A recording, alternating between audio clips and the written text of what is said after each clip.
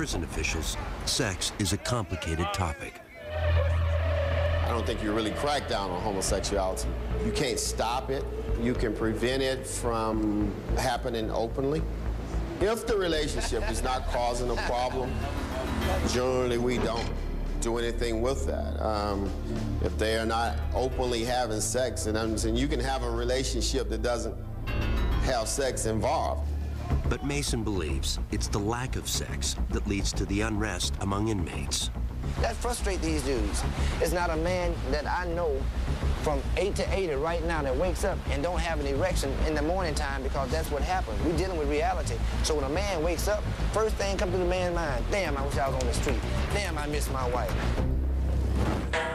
But behind bars, sex can be a combustible concoction of desire, desperation, homophobia, and predatory behavior, especially at prisons as notorious as California's Pelican Bay. This is the last place they need to be sending a flamboyant homosexual, is Pelican Bay. Inmate Adolph Green was out on the Pelican Bay yard when our producer noticed him and asked for an impromptu interview. I'm flamboyant homosexual, the ones that prefer to try to fix themselves up like a girl. And we call each other girls. You understand? And some of the dudes around here, they call you girl, hey, come here, girl, and this and that. But then you have those that smile in your face and laugh at you behind your back. You walk around the track and you hear somebody call, look at that punk, that faggot. It's a bunch of disrespect day in and day out. Green told us that those who are open about their sexuality face retribution from other inmates. You have people that are undercover. You got people that are hiding in the closet, that's doing each other. But the minute they see somebody that's flamboyant, that's out, that they don't understand, then they have something against that. And to go through this here every day with a bunch of people telling you what you can and can't do, who you can live with and who you can't live with because of your sexual preference is wrong. Because half of the ones telling you not to do it are the ones that's doing it in the closet. And in this environment, sexual partners can turn into blood enemies in the blink of an eye. In here, you don't have no friends, I suppose. Because you can laugh and you can sit up and talk and play cards and dominoes and whatnot, but the minute something happens to you, they all go the other direction, leave you to die. And they got a lot of people up in here to call each other loved ones. I love you, I got love for you, you my homeboy. But the minute you do something that they don't like, they'll cut you. That's what Pelican Bay is about. But we've met many openly gay inmates who have little or no fear about being who they are. Yeah, they call me Amy. I chose that name, you know. I want to live my life as a girl. I've always felt like I was a girl. When we met Matthew Campbell, he was serving 12 years for armed robbery and assault at Kentucky State Penitentiary. But his troubles began much earlier. First time I went to jail was 15 years old. I burned the elementary school down. And it's pretty much downhill from there. And as an openly gay man, Campbell's time behind bars has had its challenges. Being gay in prison is really hard. I mean, it's hard enough to do time in here, but the fact that everybody knows that you're gay, it is constant pressure for, you know, sex. You have a lot of people here that, now that they're in prison, they resort to what they have to as far as sex. I have to say there's very few people here that are gay on the streets and gay in here as well.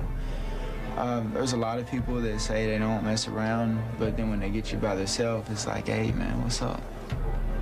One of the things that struck me about Matthew was how comfortable he was in his own skin. I mean, here's an openly gay inmate in a southern prison, and he didn't have any problems with it. But when we went out to the yard to try and get some B-roll of Matthew playing backgammon, it became clear that a lot of the other inmates did have a problem with him being openly gay. Come on, shorty. Some people just were avoiding him, and he was actually calling out to them. Are you scared? And it wasn't until the cameras went away and we backed off a little bit that people were willing to come up and get involved in the game with him. In spite of the hardships, Campbell told our producer that prison has played an essential role in his life. If I hadn't came to prison, I would have probably ended up dead. Now my family knows I'm gay. You know, I told all them when I came here So, you know, they all know what to expect from me now, and then, you know, it's like I told them, it's gonna be a different person. But before Campbell can prosper on the outside, he'll have to learn how to deal with perhaps his greatest temptation. And it has nothing to do with his sexuality. I'm fascinated with guns. You know, I find guns fascinating. And, you know, I get a gun in my hand, it's like, you know, it's trouble. Coming up on Lock Up Raw, Prison Love. We've been together about 2 years. I'm the wife. They're not only lovers, they're loan sharks. Mostly everybody in here has some type of hustle. And later, the unique complications of a wedding behind bars. You have the ring to put on your hand. Okay. Oh my God, the best ring. Get the wedding started.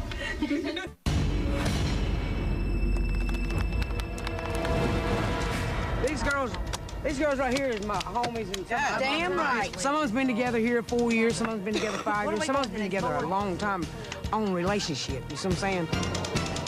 If male inmates look for sex in secret, we found a different story when we visited the North Carolina Correctional Institution for Women.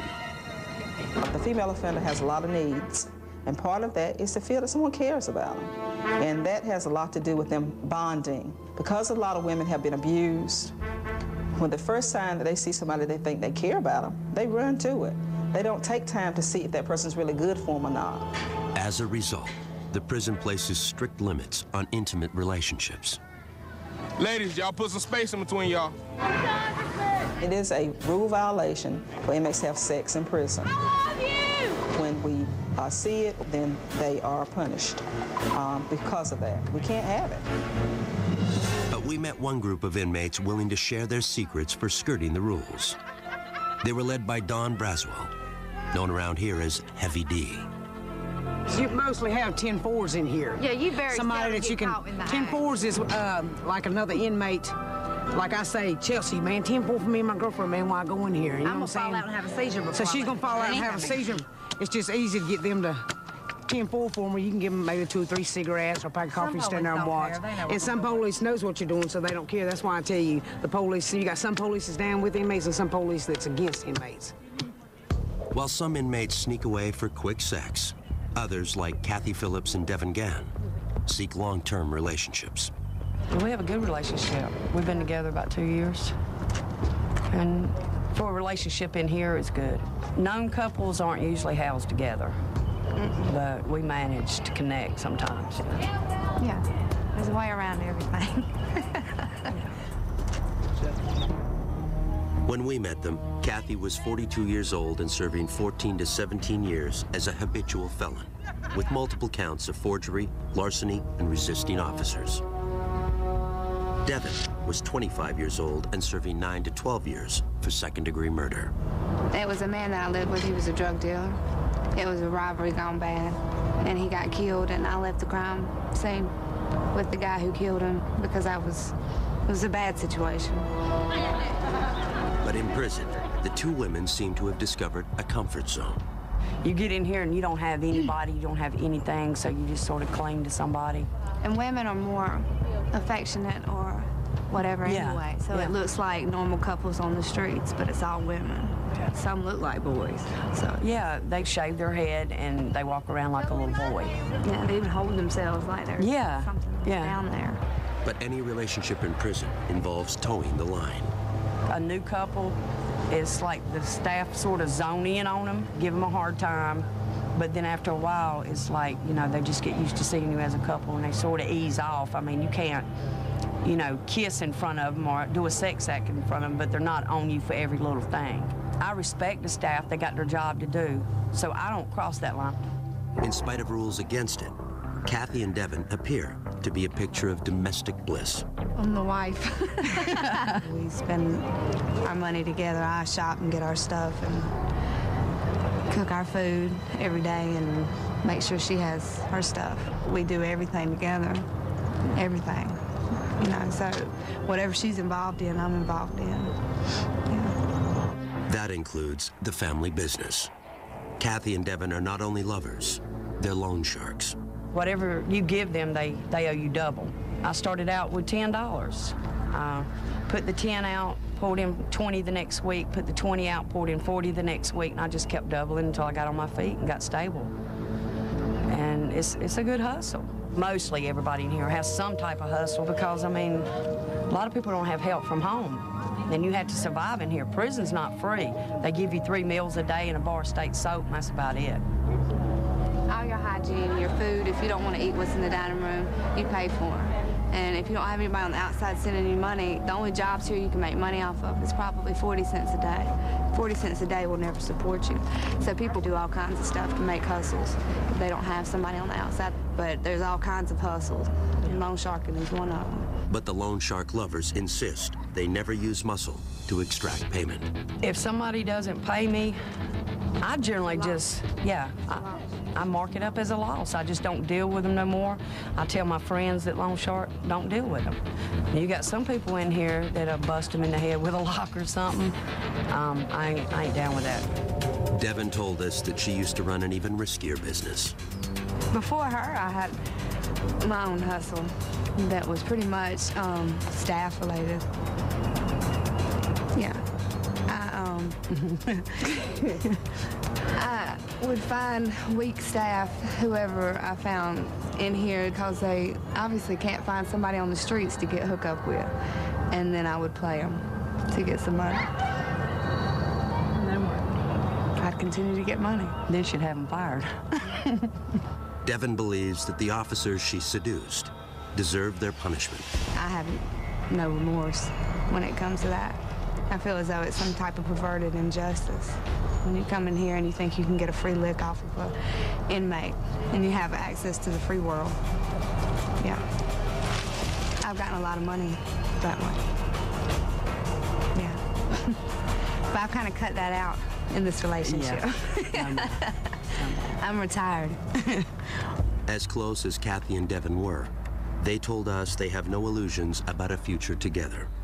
We take it day by day. Yeah. There's no promises of forever or nothing like that. We're very realistic in our relationship.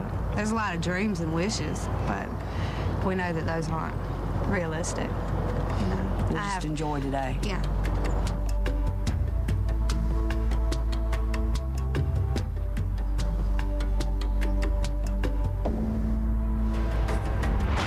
Next on Lock Up Raw, Prison Love. I, Raul, take thee, Leticia. I, Raul, take thee, Leticia. Exchanging vows when the groom is locked up.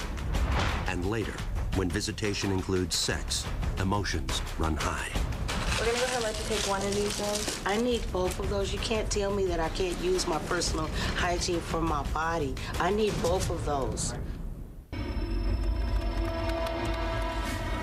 Raul and Leticia. Today is a very special day for both of you, because today marks the beginning of your new lives together as one. Under the best of circumstances, marriage can be challenging, even more so when it begins behind the walls of one of the nation's most dangerous maximum security prisons. Yeah, I can't even touch her or nothing, so you can't even consummate the marriage. The groom, Raul Vidal, has been in California's Pelican Bay State Prison since age 18. I was involved in gang, in the street gang, you know, drugs, violence, all that. We got a little shootout. There were 6 guys in the car they said I shot at, they were hit and all that, so they gave me 6 life terms for that. Because of his gang affiliation, Vidal is assigned to the secured housing unit, where contact visits are not permitted. Right now, here together, you stand free and apart from all other people in this world, because right now you stand within that charmed circle of your love together. Vidal and his bride, Leticia Jaime, were childhood friends and had reconnected 5 years earlier. Though it's unlikely Vidal will ever be free, Leticia agreed to marry him anyway. Her son, Ruben, stood in as best man.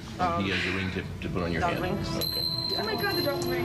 Get the wedding ring. She seen me, the person inside, that I'm a human being. She opened up her house, her heart. She gave me her family. I, Raul, take thee, Leticia. I, Raul, take thee, Leticia. To be my wedded wife. To be my wedded wife. To have and to hold from this day forward. To have and to hold to this day forward. I'm the black sheep of my family. I'm the only one that ever been to prison. I, Leticia, take the Raul To be my wedded husband. to be my wedded husband, To have and to hold from this day forward. to have and to hold for this day forward.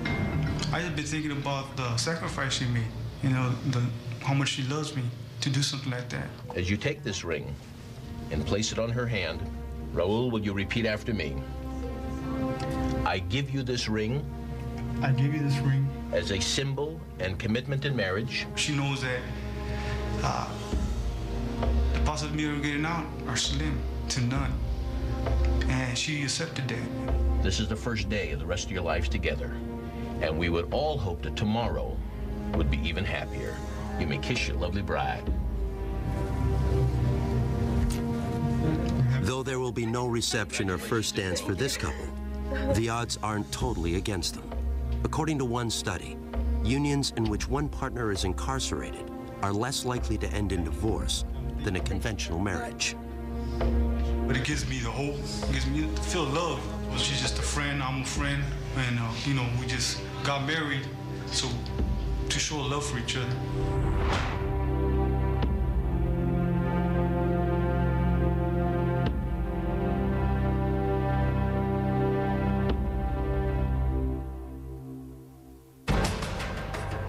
Next on Lock Up Raw, Prison Love. Just being cuddled up with a female makes you appreciate the little things in life. A rare night of physical intimacy for a convict and his wife. And later, I begin to hear people talk about, oh, she's got sentenced to death. She's gonna die for the crimes that she committed. identical twins divided by death row.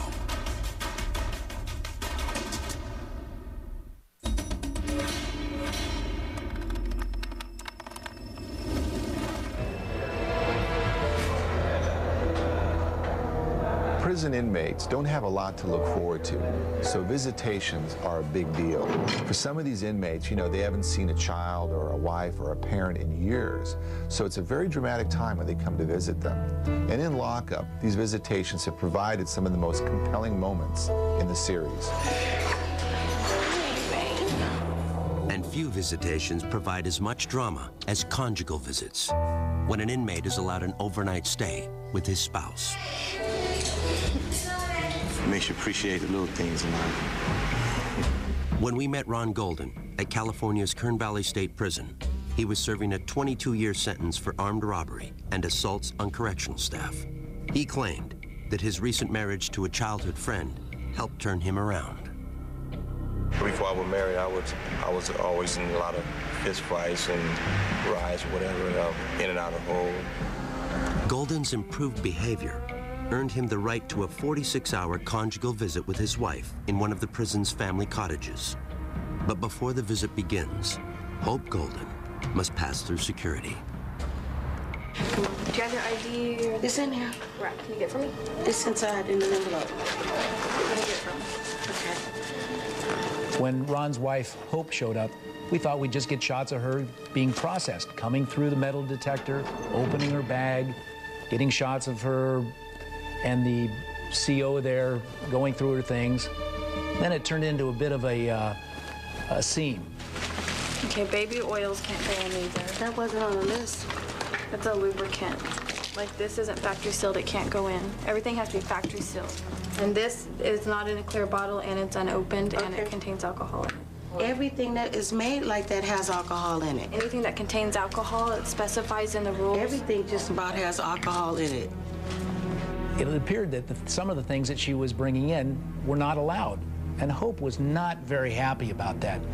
So as things were being pulled out of her bag, Hope started to get a little angry. We're gonna go ahead and let you take one of these in. I need both of those. You can't tell me that I can't use my personal hygiene for my body. I need both of those. Okay, I just talked to my supervisor, and she said... Can I speak with her, please? Because you guys are going a little bit to the extreme. Okay, I'm just letting you know that the department's policy. And I'm asking you for some advice. You're asking me to come in here without any type of lotion or oil for my skin. I'm a woman. You guys are really going to the extreme right now. No products with alcohol are allowed. You need to abide by our policies, ma'am. After coming dangerously close to being denied her visit, Hope is allowed to proceed to the prison's gated conjugal unit. There's good things and bad things that you have to go through to get here. Hope says the difficulties of a prison visit are worth it. I knew who he was before I started coming to see him at the prison, and I liked him then because we were friends first. And that's what made us bond as lovers even better. And it was special because we didn't make love till we got married. And that's something that I never did before. So I was happy about that too. What are you guys gonna do for 2 days? Well, we're gonna have fun. We're gonna probably do a lot of exercise, jumping jacks and stuff. Liar. Golden is finally escorted across the prison yard to the Family Visitation Center. His long-awaited reunion with his wife is just moments away. I'm feeling marvelous, extremely excited.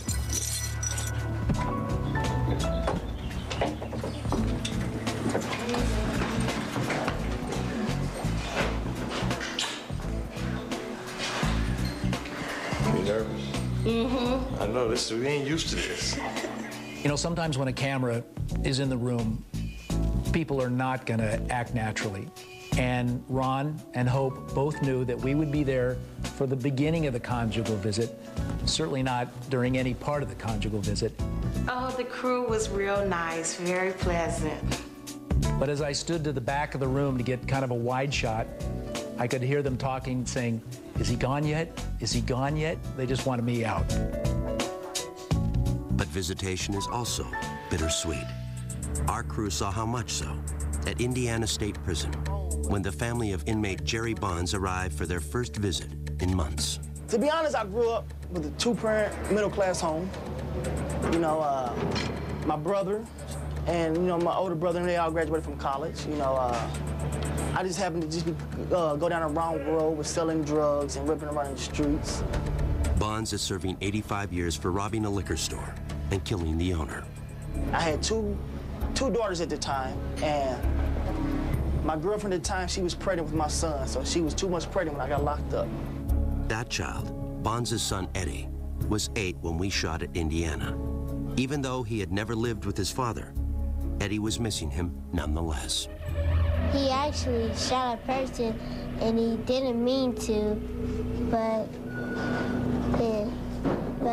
when I see him again, I want to live with him and be with him together so we can go to the park and the museum. His youngest son cries sometimes because he doesn't have his father around. And there's some things that he really needs to be in his life for.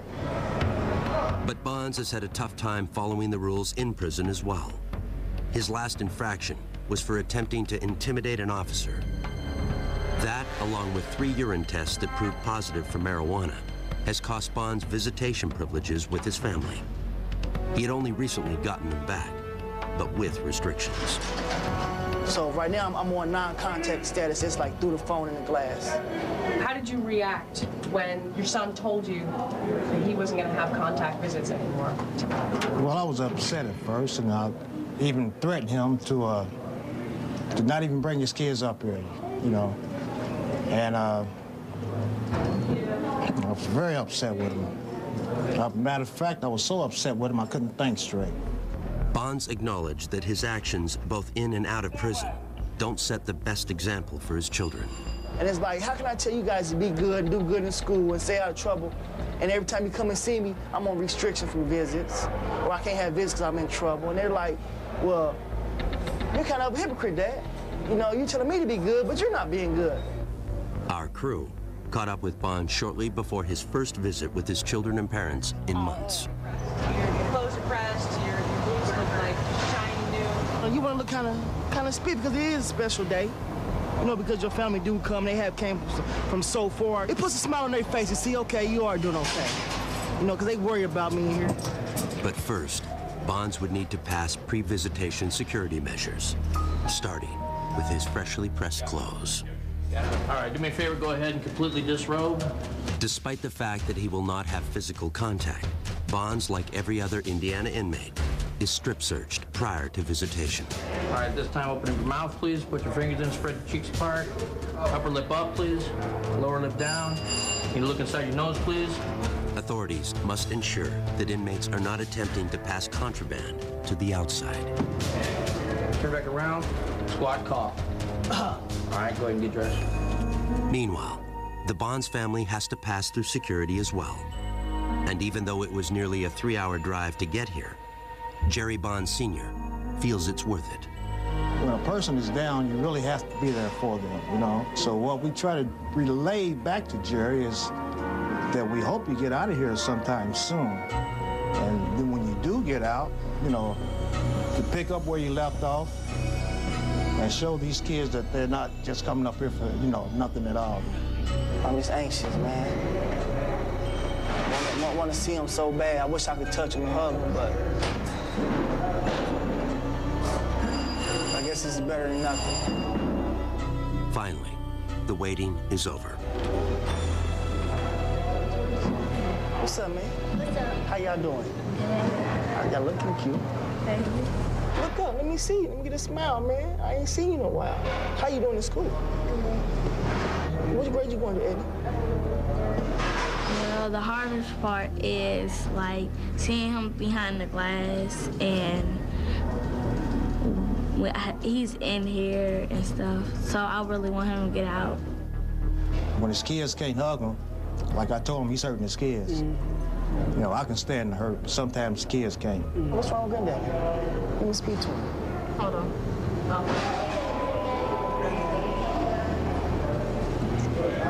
What's going on, man? Hey, what's happening, Dad? How you doing? Pretty. Staying strong? Yes, sir. Yes, sir. Hey, thanks for bringing him up for me, Dad, man.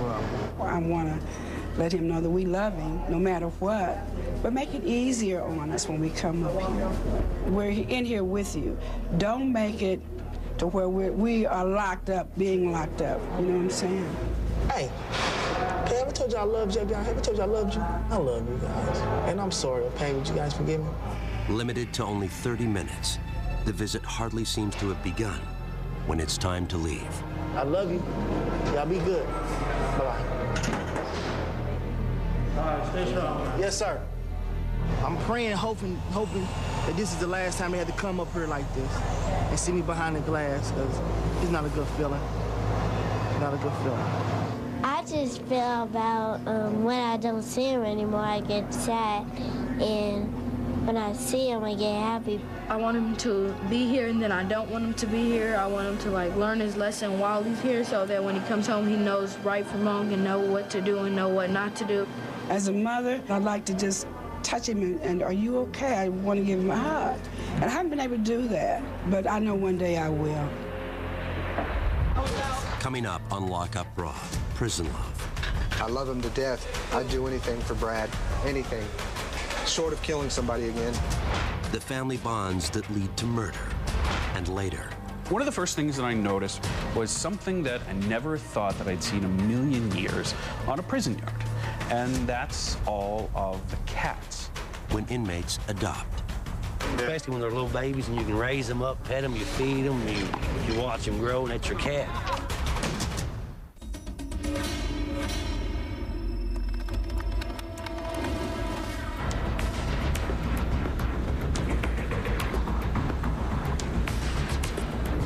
The bond one inmate might develop with another is often the only thing that helps them survive the bleak existence of a life behind bars. In some cases, those bonds have existed their entire lives.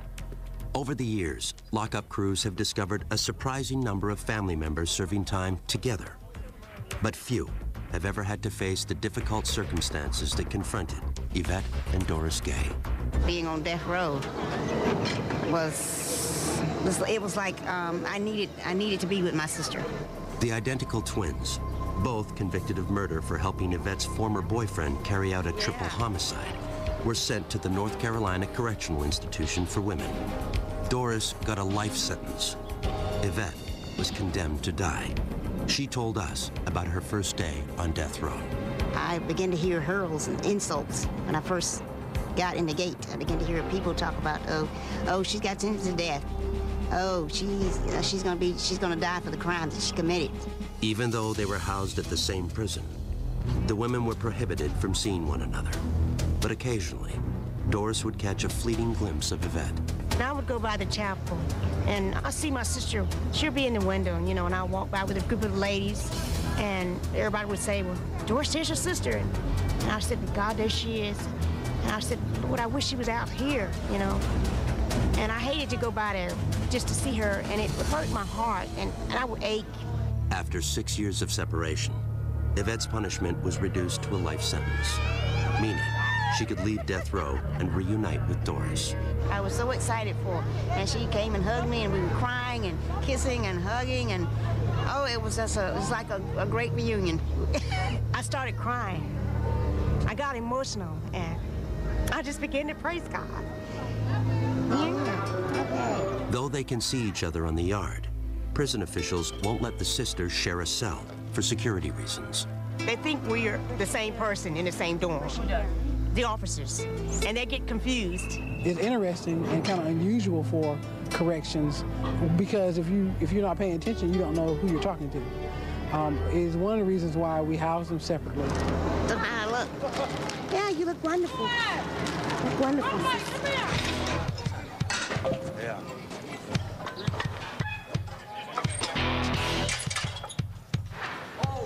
That's my only brother. We're really close, we're really tight.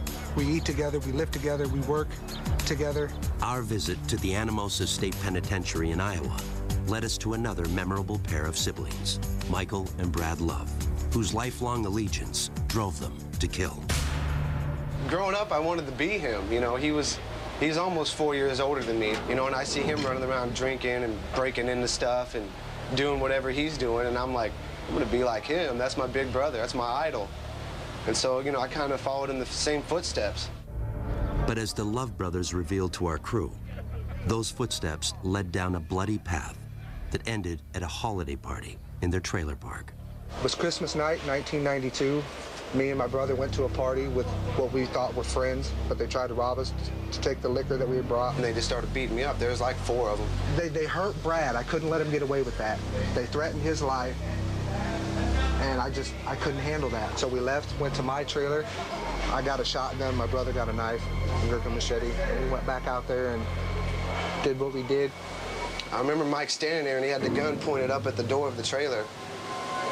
And one of the dudes looked out the window, and he was like, F you, or whatever he said, and boom, then he shot. So I shot 3 people, he cut up 2. We were both charged with first-degree murder, which carries a life sentence in Iowa. And that's it. Life means you don't ever get out. But Michael wasn't prepared to see his brother suffer that fate. Brad didn't kill anybody. I'm the one that shot and killed the guy. So I didn't think it fair for him to spend the rest of his life in prison. They come to me and say if I pled guilty to first-degree murder, they would plea bargain him down to lesser time. So he plea bargained down to 125 years, which to me that's still excessive, but it's better than a life sentence. He gets to go home where I'll probably end up dying in prison. How does that make you feel? It makes me feel like a piece of really, man. Here, my only brother, and because of something we did, and we did it together, and he takes responsibility for his own actions.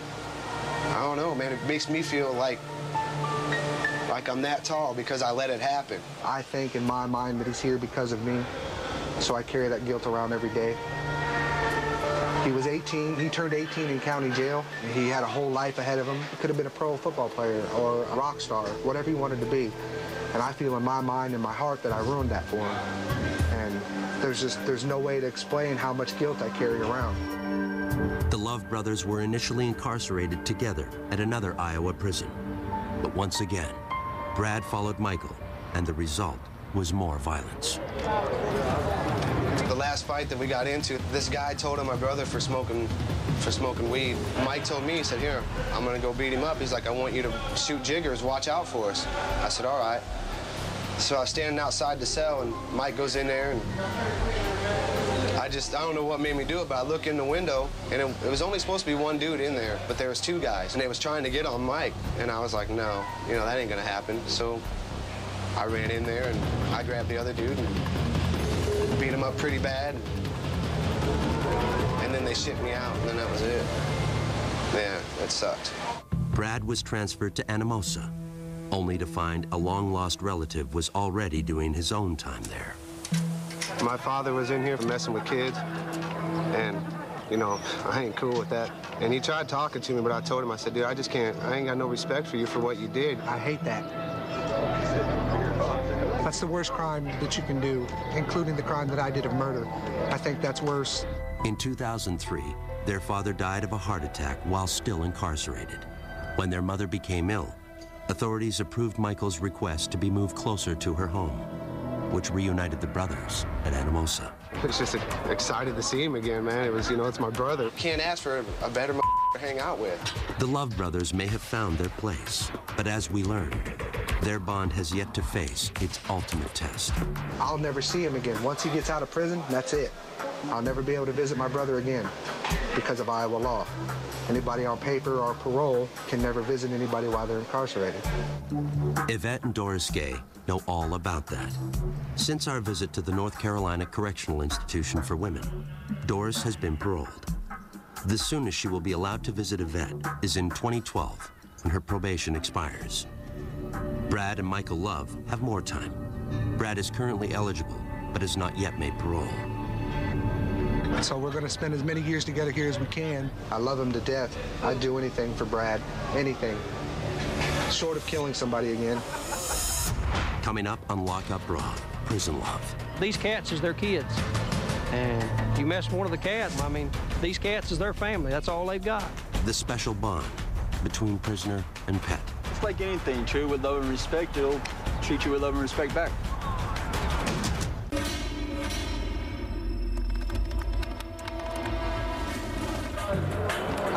The social center of almost every prison is the yard. It's the rare space where inmates socialize, exercise, and occasionally fight to the death. But lockup crews have found that on some yards, even at dangerous maximum security institutions, inmates have found something to fill their hearts with love and nurturing, just not for each other. This is Bane. This is my buddy cousin, Ted.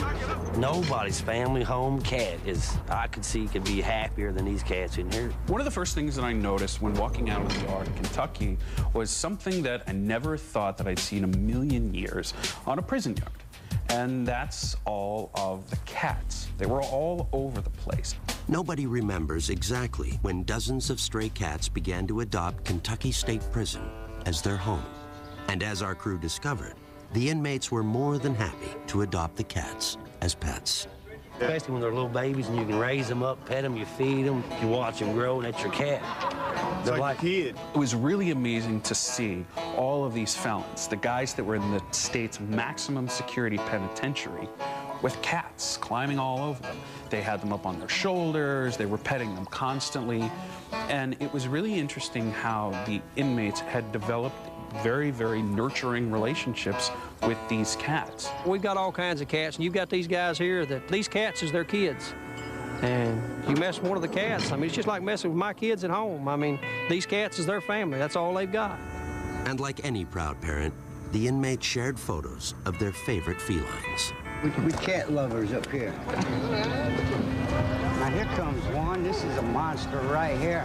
People had specific cats, and if you didn't want anything to happen to that cat, the last thing you were going to do is commit an act of violence that would send you to segregation where you couldn't care for it anymore. So in this funny little way, the cats contributed to a lower level of violence on that yard. The vet comes once a month. You can buy dry food and medicine and toys and stuff like that. So guys work hard at their jobs to earn their money, and they'll spend it on. And sometimes their bet deal's 60, 70, 80 bucks, takes everything they've got. Come on. Just give me some room.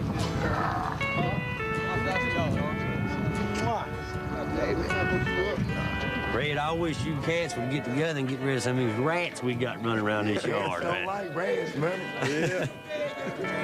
The people rats. Now, you leave the little bitty mice alone. We found an even more unlikely bond at California State Prison, Corcoran. It's like anything, treat with love and respect, it'll treat you with love and respect back. We were just kind of out on the yard shooting, and I looked over it and I saw these guys petting something. And at first I thought it was like a kitten, and it was a gopher that they had tamed. We shampoo them, give them little baths, bring the dirt mites in and play with them and let them run around our cells, feed them apples, lettuce, take care of them, and they're good little pets. It's like the best companion I've ever had. A lot of the guys that we ran into have probably never had anybody, to love, or anything or anybody to love them. And, when you run into somebody who is, adopted a gopher and it gives him some sort of outlet for affection, it's got to be a good thing. But we found a very different case of inmate-creature bonding inside California's San Quentin State Prison. I'm Mike Miller is my real name, and the staff here call me the Birdman of San Quentin. The first day I got here at San Quentin, the birds seemed to have flocked to me for some reason. And I don't know, they probably think I'm the Birdman of Alcatraz. Maybe they're mistaken because he has a shaped head too. Miller was serving an 8-year sentence for burglary when he proudly showed us his cell, a virtual shrine to his winged friends. And ever since I've been here, the birds just come up to me like they know me. I got them landing on my shoulders and my hands and, different kinds of birds, not just pigeons, but I got the, different kinds of blackbirds like the finch and the redwing landing on me. I think the birds is a good way of releasing a lot of tension and anger. And before I got arrested, my girlfriend used to chase the birds away. She didn't want me around them. And so when I'm in here, I have a chance to mingle with the birds. And basically, that's about the only friends I got, but birds, I can't trust anybody else.